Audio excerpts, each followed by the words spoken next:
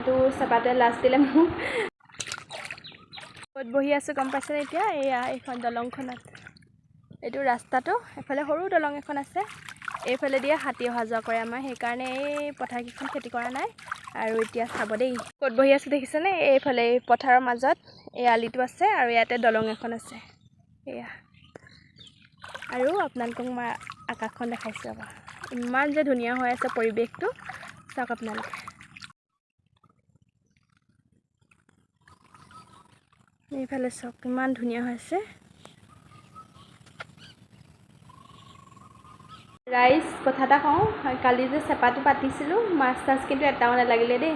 আপোনালোকক দেখাম বুলি কৈছিলোঁহে, কিন্তু চেপাটোৱে লাজ দিলে মোক, মাছ এটাও নালাগিলে, মানে দনিকণা এটাও নালাগিলে, মানে ভেকুলী এটাও নোসোমালে বুলি ক'ব পাৰি, মানে একোৱে নালাগিলে চেপাটোত। আপোনালোকক পিছত আকৌ লাগিলে মানে চেপাত মাছ তেতিয়া দেখাম বাৰু দেই।